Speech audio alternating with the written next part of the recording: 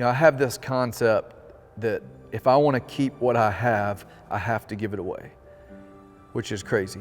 It makes no sense in the material world. But this place specifically has shown me that if I've got joy, the easiest way for me to lose joy is to try to keep my joy. If I've got peace or contentment, the easiest way for me to lose it is to try to keep it. Even like physical things like money. If I'm well off financially, which I ain't, but if I am, and the little bit that I do have, the easiest way for me to lose it is to try to keep it all in my pocket. And so this place has just really pressed that concept into my soul, is every day I get to stand up there behind the counter and give it away. And at the end of the day, somehow by giving it all away, I've got more of it, which is really interesting.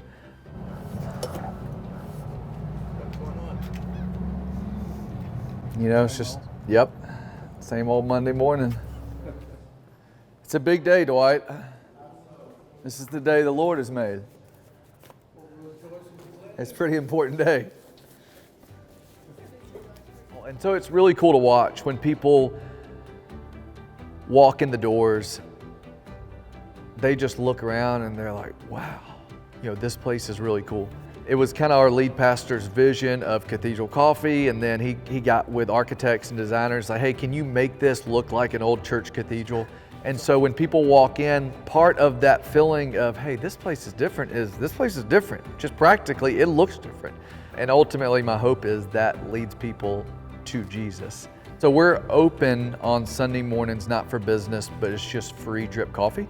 And so we foot the bill as a church, as a ministry for coffee. It's just open. People sitting there, enjoy the space on Sunday and enjoy the free coffee. I mean, we go through 40, 50 gallons of coffee every Sunday morning. From baking pastries to opening up the coffee shop to working behind the bar, making drinks, making sandwiches, interacting with guests, it's all day.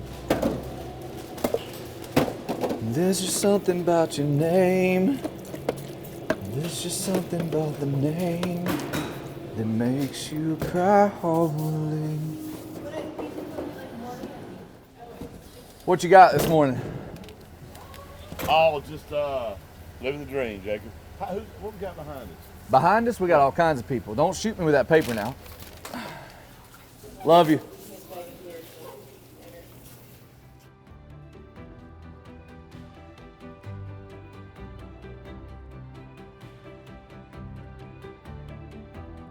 My favorite part of the job is interacting with our team and the people that come in.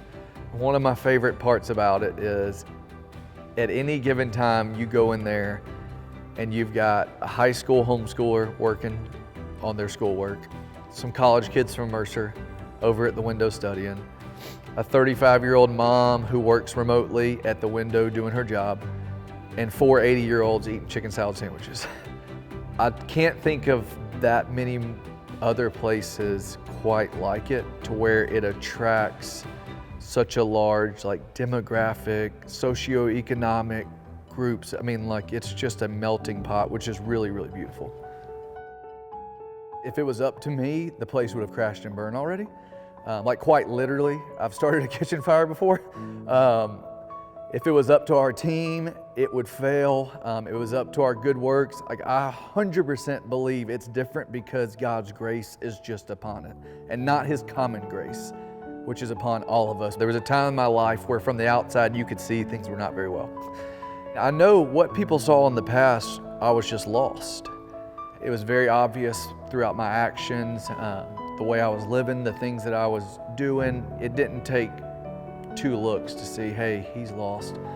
And what I love about Jesus, and it's my story, is that when I was at my very worst, when doctors and my parents and my wife and my friends, when nobody could do anything with me, it was at that moment when I was at my lowest that I felt like Jesus said, hey, that's the one I want. The one that's out of options, the one that has nothing left. And I literally feel like He just picked me up out of the darkness and said, you're coming with me. And gave me a new heart, put a new spirit in me, removed my heart of stone and gave me a heart of flesh. I tell guys that I work with today is that following Jesus is by far the greatest and most fun thing I've ever done, and the hardest thing like I've ever done.